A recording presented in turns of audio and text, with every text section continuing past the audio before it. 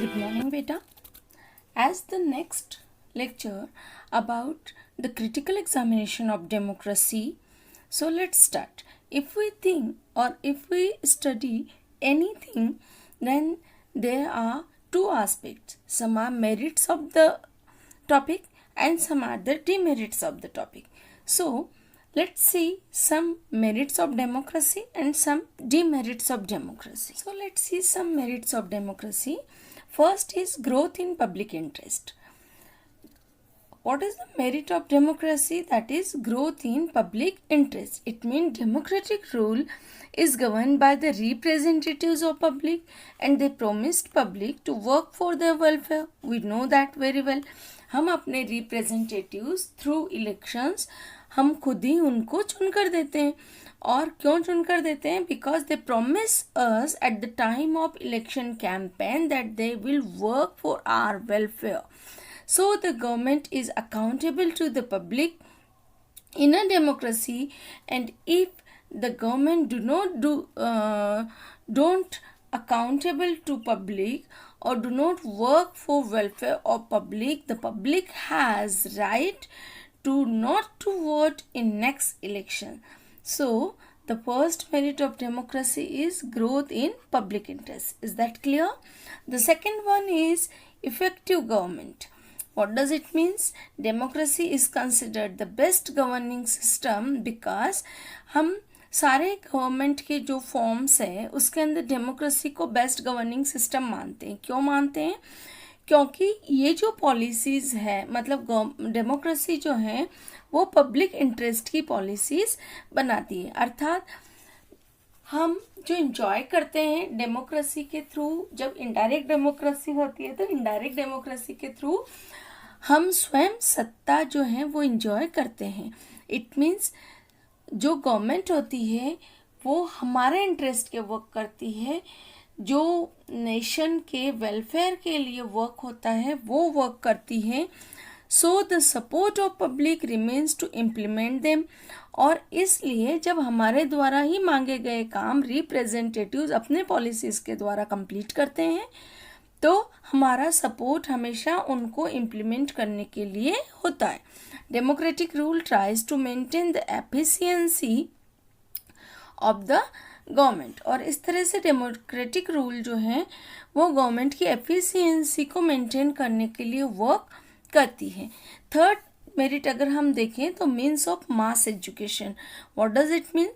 कि डेमोक्रेसी जो है वो एक कंप्लीट मॉब को, एक कंप्लीट हम कह सकते हैं पब्लिक या all the people of country, इनको एजुकेट करती है. कैसे एजुकेट करती है? Public can display it's opinion on common issues in this system. People are aware about their rights and duties. Democracy समय समय पर कैंपेन करके डेमोक्रेटिक रूल जो हैं at the time of election also, election commission वगैरह बहुत सारे जो कैंपेन करके हमें अपने राइट्स के बारे में अवगत कराया जाता है, हमें हमारे ड्यूटीज़ के बारे में अवगत कराया जाता है, अवेयर कराया जाता है. और in this way mass education का मेन साधन भी क्या है? डेमोक्रेसी है. तो ये डेमोक्रेसी के कुछ मेरिट्स हुए. और अकॉर्डिंग टू एक बहुत बड़े स्कॉलर हुए हैं, according to him he says that democracy is a public for education of citizenship. Education मतलब डेमोक्रेसी क्या है? It is a school for education of citizenship. नागरिकता की एक शाला जो है वो गेटाल ने डेमोक्रेसी को कहा है. वैसे तो बहुत डीप सेंस है, बट देन एंड देन अगर वन वर्ड एंड क्वेश्चन में sometimes when the paper is somehow tough या थोड़ा सा टफ बनता है हम कह सकते हैं, या इंटरनल क्वेश्चन ज़्यादा पूछे जाते हैं तो हमें थोड़ा सा जो स्टेटमेंट्स हैं, कोटेशंस हैं, उनको भी ध्यान रखना होता है. तो सिंपल क्वेश्चन आ जाता है कि democracy is a school for education of citizenship. इसको जस्टिफाई करें. और who said this? Then Gettell the scholar said democracy is a school for education of citizenship, और इसका अर्थ होता है कि डेमोक्रेटिक रूल जो है, डेमोक्रेसी गवर्नमेंट जो है वो हमें समय समय पर अपने ड्यूटीज़ से और अपने राइट से अवगत कराती है, अवेयर कराती है, और इसलिए हम डेमोक्रेसी को जो है वो मास एजुकेशन का मेन साधन भी मानते हैं. Clear? So let's see the next merit of democracy. So let's see the means of moral education. Democracy क्या है? एक मॉरल एजुकेशन, एथिकल एजुकेशन का भी साधन है. कैसे? Lowell says, this is again a scholar Lowell की भाषा में हम ये कह सकते हैं, या उनके स्टेटमेंट में हम ये कह सकते हैं, democracy cements the feeling of ethics. Cements मतलब क्या हो गया? जैसे हम कह सकते हैं बिल्डअप, वो बनाती है, पक्का करती है. ओके, तो डेमोक्रेसी क्या करती है? मॉरल फीलिंग्स को और ज़्यादा पक्का करती है, फिक्स करती है. And purity of a man, और लोगों के अंदर प्योरिटी और डेवलप करती है. In democracy a man lifts up himself from the boundaries of family and works for the whole country. If a man works honestly, this is the condition. क्योंकि हम merits देख रहे हैं, तो ऑब्वियसली हम जो एथिकल मॉरल वैल्यूज़ जब इंसान के अंदर होता है और वो प्रॉपर अवेयर होता है अपनी ड्यूटी से, तब की ही बात करते हैं. Otherwise merits and demerits are the two sides of a coin, and the same thing converted in demerits also. आ रही मेरी बात समझ में आपको? कि जो हम डेमोक्रेसी की मेरिट्स में काउंट कर रहे हैं, वही पॉइंट्स अगर हम सेल्फिश बन के वही पॉइंट्स अगर इस रूल के हम देखते हैं, तो वो एज अ डीमेरिट भी काउंट हो सकते हैं.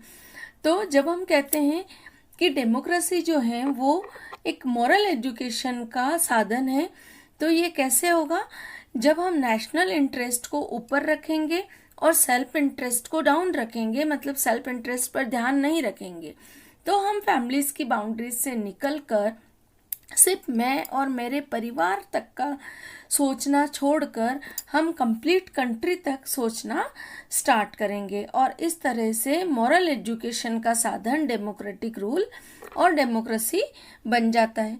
Next is that patriotic education. अब डेमोक्रेसी किसका साधन है? देशभक्ति का एजुकेशन, देशभक्ति का शिक्षण भी डेमोक्रेसी देता है. क्योंकि डेमोक्रेटिक रूल में सबसे सर्वोपरि जो होता है वो नेशनल इंटरेस्ट होता है, राष्ट्रहित के बारे में सोचा जाता है, कार्य किया जाता है. Democracy develops the feeling of patriotism. This system generates the love and affection for the nation. Mill कह रहे हैं democracy enhance the feeling of devotion, समर्पण की भावना जो है वो डेमोक्रेसी क्या करता है? ग्रू करता है पीपल के अंदर. और इस तरह से डेमोक्रेसी जो है पेट्रियोटिक एजुकेशन का मीन्स भी बनता है. Let's see the next one. The sixth merit of democracy, if we count the protection against mutiny. What does mean by mutiny? As like क्रांतियाँ, rebellion. तो जब हम अपने ही रिप्रेजेंटेटिव्स चुनते हैं और रिप्रेजेंटेटिव्स मिलकर जब हमारे ही मत को, हमारे ही ओपिनियन को अपने पॉलिसीज़ के थ्रू इम्प्लीमेंट करते हैं, तो रिबेलियन होने की संभावनाएं, म्यूटिनीज होने की संभावनाएं ख़त्म हो जाती है. क्लियर? जैसे जगह जगह अपनी बात मनवाने के लिए जो क्रांतियाँ होती है, बगावतें होती है. देखो, हमने पहले भी बात करी थी कि हम जब डेमोक्रेसी के मेरिट्स और डीमेरिट्स देखते हैं, तो सबसे पहले देखा कि बहुत सारी पॉलिटिकल पार्टीज़ को सिमिलर राइट्स होते हैं इलेक्शन कॉन्टेस्ट करने के. जब तक बहुत सारी पॉलिटिकल पार्टीज नहीं होगी तो डेमोक्रेटिक रूल अपने आप ही क्या हो जाएगा? एक मोनार्किकल या ऑटोक्रेटिक रूल हो जाएगा. तो ऑटोक्रेटिक रूल डेमोक्रेसी नहीं बने, इसलिए एक से अधिक पॉलिटिकल पार्टीज होना बिल्कुल आवश्यक है. अब मॉब में, पीपल में सारे लोग सेम पॉलिटिकल पार्टी के सपोर्टर्स बिल्कुल नहीं होंगे. Is that clear? और जब वो एक पॉलिटिकल पार्टीज़ के सपोर्टर नहीं होंगे, उनके व्यूज़ के सपोर्टर नहीं होंगे, उनके पॉलिसीज़ के सपोर्टर नहीं होंगे, तो डेमोक्रेसी में भी जगह जगह म्यूटिनी होने की संभावनाएं होती हैं।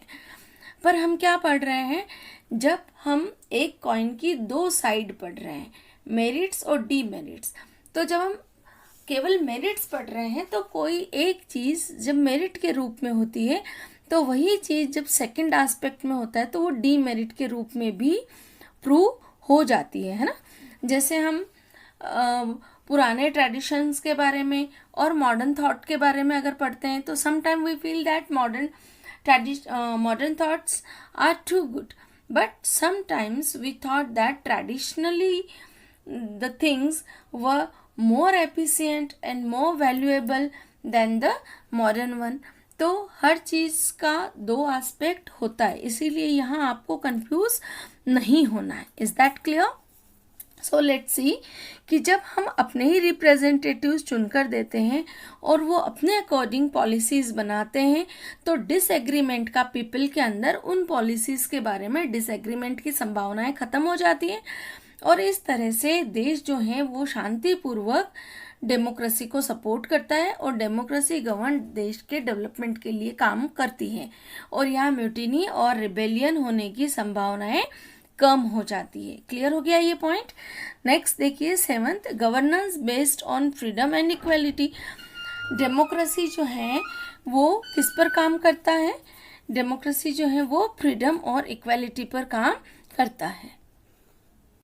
Yes, look at the 7th merit of democracy, it is governance based on freedom and equality. तो if we see the pillars of democracy, those are the freedom, equality ना। तो पब्लिक को किसी भी रूप में डिस्क्रिमिनेट नहीं किया जाता। Caste, creed, religion, language, gender, इन सब के बेस पर पूरे समाज में इक्वलिटी होती है और सबको सेम फ्रीडम होता है, समान अधिकार होते हैं। And this is the biggest merit of democracy. The next one is establishment of free and fair judiciary.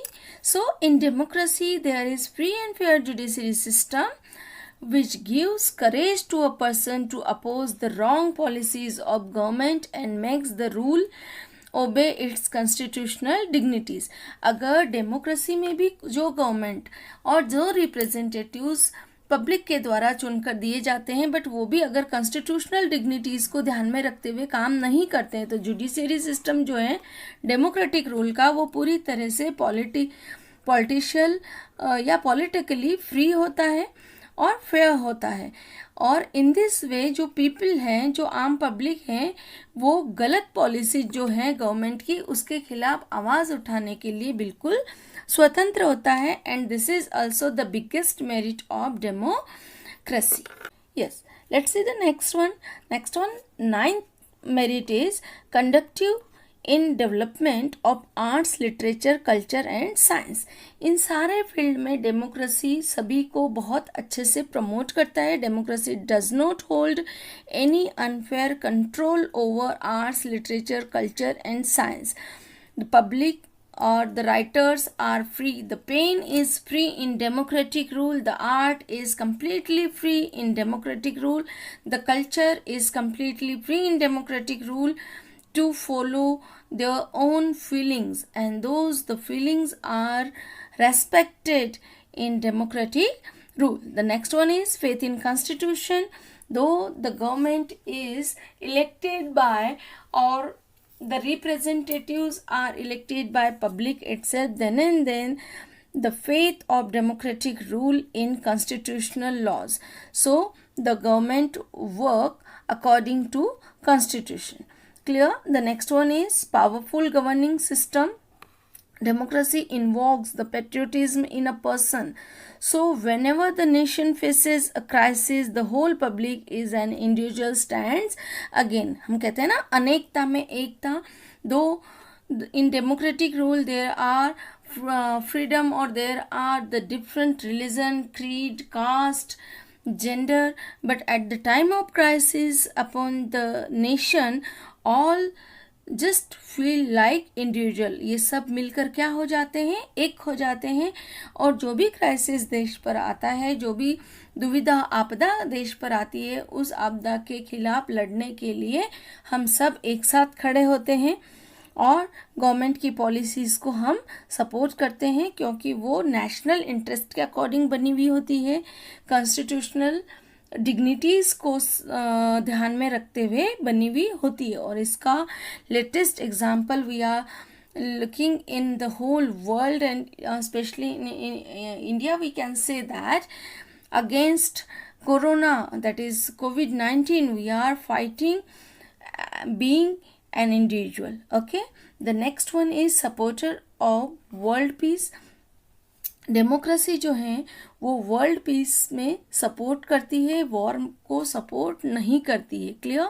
Democracy has great faith in world peace and corporation democracy believes in peaceful coexistence instead of military rule. Military rule में democracy believe नहीं करती है, ये peaceful को existence मतलब सभी मिलजुल कर रहें और अपने अपने नेशन के हित में कार्य करें। और जो भी कोई प्रॉब्लम है, और सपोज किसी भी तरह का बायलैटरल डिस्प्यूट है, किसी भी कंट्री को किसी दूसरी कंट्री के साथ अगर किसी भी तरह के डिस्प्यूट्स हैं, तो वो निगोशिएशंस के थ्रू, एग्रीमेंट्स के थ्रू और इंटरनेशनल लॉज जो स्थापित किए हुए हैं संपूर्ण विश्व शांति के लिए, उसके अकॉर्डिंग फॉलो करने को प्रायोरिटी देती है। So these are the merits of democracy, and as we are talking about again and again कि कोई भी चीज़ केवल एक ही आधार पर नहीं होती है। If we find any principle, any philosophy, then they are both aspects. So democracy has also some demerits of that. First is illusory concept of an individual. Democracy gives the right of voting to people. By voting, people provide mobocracy instead of democracy. The most important drawback of democracy, sometimes क्या होता है कि हमें अपने representatives चुनने का पूरी तरह से अधिकार होता है ना, एडल्ट फ्रेंचाइजी होती है कि पूरी तरह से विवेक काम में लेकर हम जो हैं हमारे देश हित में काम करने वाले रिप्रेजेंटेटिव्स को या जो देश को चलाने वाले लोग हैं उनको हम अपने रिप्रेजेंटेटिव्स के रूप में चुनकर दें। बट होता क्या है, डेमोक्रेसी की जगह मोबोक्रेसी, मोबोक्रेसी मतलब एक भेड़ चाल कह सकते हैं, या एक ने किया तो दूसरे ने किया कह सकते हैं। हम कई बार इंडिविजुअली किसी पर्सन को नहीं देखते हुए, उसकी क्वालिटीज़ नहीं देखते हुए, हमें समटाइम्स पार्टीज़ के पीछे भी जाना होता है, because we have that thought कि अगर इस पार्टी का रूल होगा तो ये नेशनल इंटरेस्ट में वर्क करेगा। और उसी चक्कर में बहुत सारे जो अनफेयर रिप्रेजेंटेटिव्स हैं उनको भी हम पार्टी को जिताने के लिए जिता के देते हैं। और वी हैव डिफरेंट रिलीजन्स, सो हमारे रिलीजन का या हमारे कास्ट का या हमारे क्रीड का रिप्रेजेंटेटिव जीते, इसलिए भी हम सिर्फ उस पर्सन के पीछे वोट करते हैं। So this is the most biggest drawback of democracy, that instead of democracy people provide by using their adult franchisee, that is mobocracy. Clear? The second is apathy of the intellectual class. Intellectual class of people do not actively participate in the system.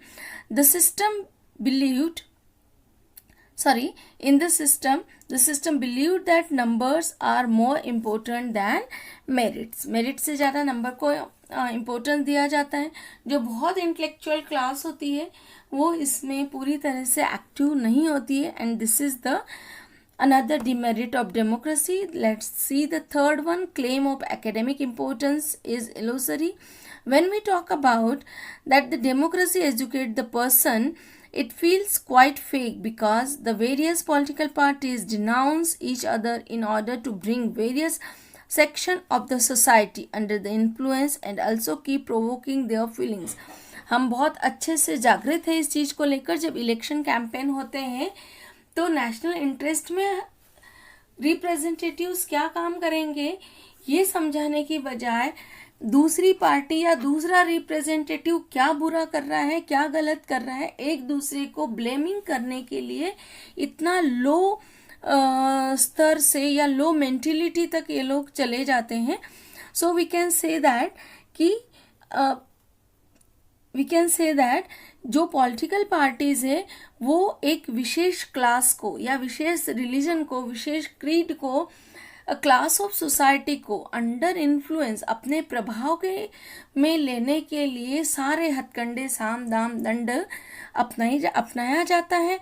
और ये भी democracy का एक बड़ा demerit होता है, क्योंकि adult franchise दिया हुआ है तो किसी भी तरह से लोगों की मेंटलिटी को हैक करके और हम जो कहना चाह रहे हैं, हम जो समझाना चाह रहे हैं वही उनके मेंटली स्टेबल कर देना, ये पॉलिटिकल पार्टीज का सबसे बड़ा हथकंडा होता है और सबसे बड़ा एम, उद्देश्य, गोल होता है. और इस वजह से ये जो वेरियस पॉलिटिकल पार्टीज या एक से अधिक पॉलिटिकल पार्टी जो हम मेरिट में देखते हैं कि होना इम्पोर्टेंट है डेमोक्रेटिक रूल में, वो यहाँ आकर डीमेरिट बन जाती है. Clear? Let's see the next one. Democratic freedom and equality is deceptive. हम ये कहते हैं कि डेमोक्रेसी में हमें क्या मिलता है, डेमोक्रेटिक फ्रीडम मिलता है एंड इक्वलिटी मिलती है. बट जब तक इकोनॉमिक इंडिपेंडेंस नहीं होगा तब तक हमारे लिए डेमोक्रेटिक फ्रीडम और इक्वलिटी वर्क नहीं करेगा. Democracy does not provide economic independence and equality to people. In absence of these, और इनकी एब्सेंस में the political freedom and equality becomes meaningless. इनका कोई मीनिंग नहीं होता है. Clear? Let's see here the spelling of meaning. MEANINGLESS. so just correct it. Okay, instead of B you have to do here G. The people contest election by the influence of money and power, and they become victorious and make policies in the interest of rich people. The poor class is ignored in democracy. The disparity between poor and rich just increased. Why? Because the people contest election by the influence of money and power. उनके पास power होता है, money होता है, और उसी base पर जो unfair representatives होते हैं और अनफेयर पीपल होते हैं वो भी इलेक्शन कॉन्टेस्ट करने का टिकट उनको मिलता है, वो इलेक्शन कॉन्टेस्ट करते हैं. And if they are unfair morally, then they will do the policies also morally unfair, or they will work only in the interest of rich people. सिर्फ rich people के interest का या उन्हीं के according policies बनाई जाती है, और इस तरह से जो पुअर क्लास होती है सोसाइटी की वो इग्नोर्ड हो जाती है. और यहाँ पर again this is the demerit of democracy. Let's see the next one. Side effects of political parties. Political parties के साइड इफेक्ट क्या होते हैं? वैसे तो हम जनरली एक्सप्लेन करते समय सारे पॉइंट्स में देख रहे हैं कि पॉलिटिकल पार्टीज के साइड इफेक्ट्स क्या होते हैं. So let's see. Due to many flaws in the political parties disorder occurs in democracy. बहुत सारी पॉलिटिकल पार्टीज जब हो जाती हैं तो डेमोक्रेसी के अंदर भी डिसऑर्डर होने लग जाता है. All the parties promote the social and economic policies. सभी जो हैं देश के, समाज के सोशल और आर्थिक और सामाजिक उत्थान के लिए अपनी अपनी पॉलिसीज़ बनाती है. लोगों के अपलिफ्टमेंट के लिए, उनके स्तर को ऊंचा उठाने के लिए काम करती है.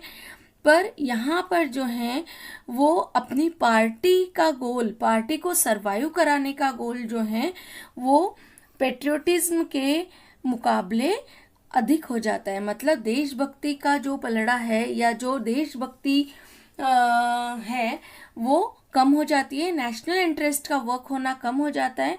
और अपनी पार्टीज को सरवाइव कैसे करें और पर्सनली इंडिविजुअली हम सरवाइव कैसे करें इस पॉलिटिकल एरा के अंदर या इस पॉलिटिकल वर्ल्ड के अंदर, इसको ज़्यादा तवज्जो दिया जाता है. And these are the side effects of political parties. Let's see the next. Unaccountable governing system, अभी हमने देखा था कि मेरिट्स में जब हमने पढ़ा, then what did we study कि पॉलिटिकल पार्टीज होती है ये पीपल के लिए अकाउंटेबल होती है।